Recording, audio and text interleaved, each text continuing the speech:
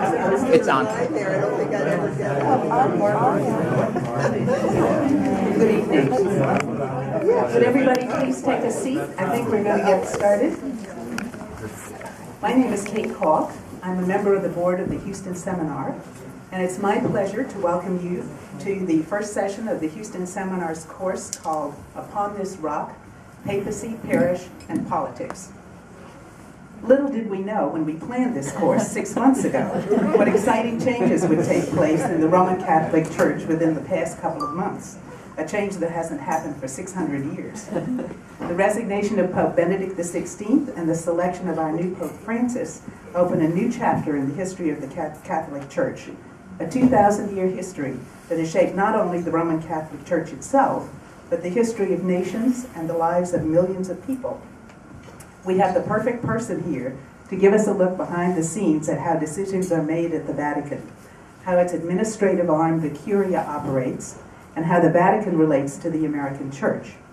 Dr. Sean Theriault was Professor of the Year last year at the University of Texas. His main academic specialty is the U.S. Congress, but he also teaches a semester-long course on the Catholic Church. As a practicing Catholic, he has enormous respect for the Church's history and direct personal involvement in what the Church has become today.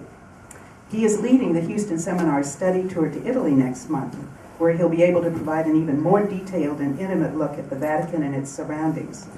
I might mention here that we have one double room left for that tour. So if anybody would like to go, by all means let me know. I am also going to give you a plug for Dr. Theriault's new book, which has just been published. Is titled The Gingrich Senators, and it's about some senators who came of political age in Newt Gingrich's legislature some years ago and absorbed his confrontational tactics and then took those tactics to the Senate, which may explain part of the reason that we have such a dysfunctional body today. Dr. Theriault holds a BA from the University of Richmond, an MS in Public Policy Analysis from the University of Rochester, and an MA and PhD in Political Science from Stanford University. Would you please welcome Dr. Sean Theriault, and don't forget about turning off your cell phones.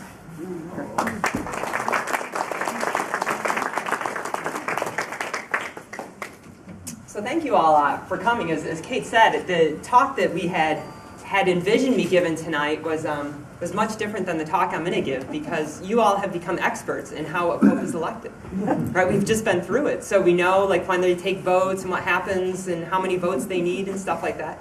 So I thought that I would take a little bit broader perspective on trying to understand the Catholic Church.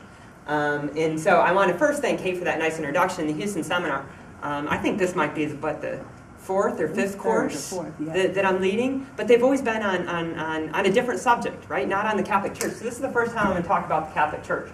But as a way of introduction, I thought I would tell you a little bit more about what I study. And so I know a whole lot about this institution, the U.S. Capitol.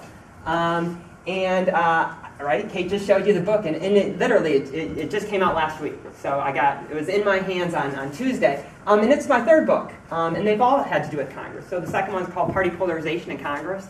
I have a thing with timing, right? This book came out, and then polarization in Congress has grown. We decided to plan this talk, and the Pope resigned. So things that I know question mark, right? So the Vatican. And so I thought, so what is it about studying the Congress and the Vatican? There must be some similarities, and I came up with a few things that would help me try and gain leverage on the study of this institution through what I know about Congress. And so there are a few similarities between the Catholic Church and Congress. The first of these is that they both have really good intentions. I think if we think at the very heart of what it is that Congress does, it tries to protect us, right? So a very good intention. And if we think of what the purpose of the Catholic Church is, of course it's salvation, right? So I love that. And until we get salvation, right, we have our country to protect us. So we're in good hands, at least from the intentions of these two institutions. The second thing that they share is they both have people in funny costumes. The Senate has this tradition of wearing seersucker suits one day a year. This is supposed to be a sign of the bipartisanship. You'll see Democrats and Republicans. Although I was disheartened because as of last year, they decided to cancel this tradition. They thought it was distracting them from their job at hand.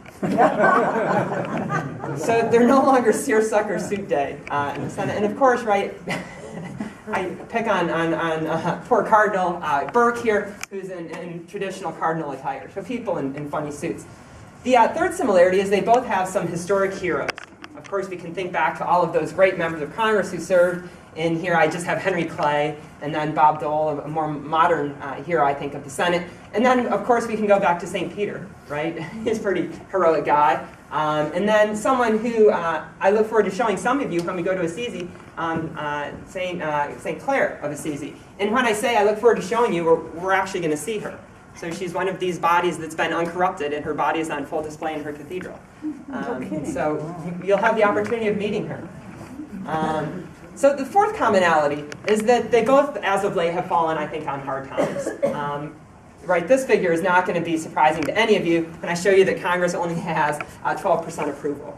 As John McCain says about that 12%, it's down to the people who are either paid directly from Congress, so either work for Congress or their family of members of Congress. And then there's no one else that approves of what Congress is doing. And of course, the Catholic Church has had better days too. The priest abuse scandal certainly wasn't a high spot in the history of the Catholic Church. And then finally, fifth, I think they're both ready for a rebound. Right? I mean, there's glimmers of hope in the Capitol.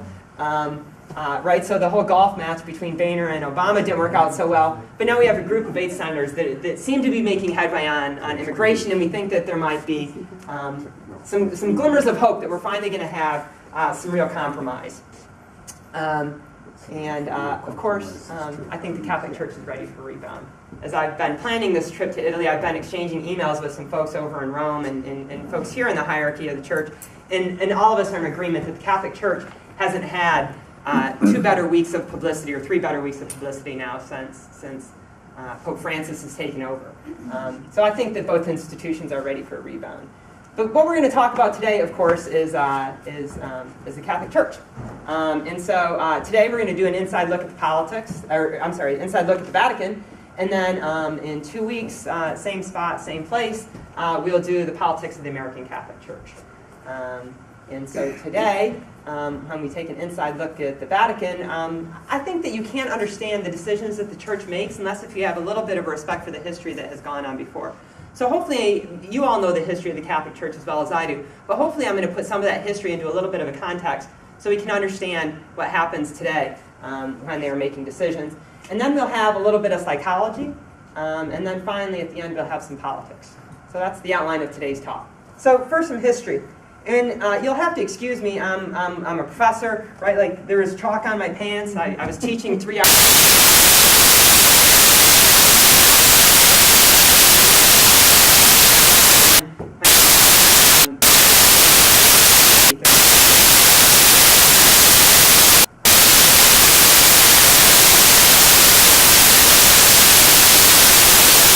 Right, so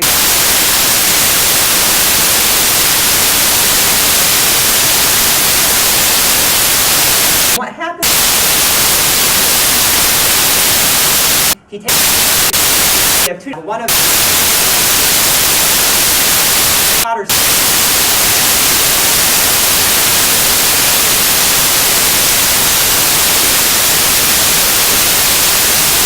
I'm going to.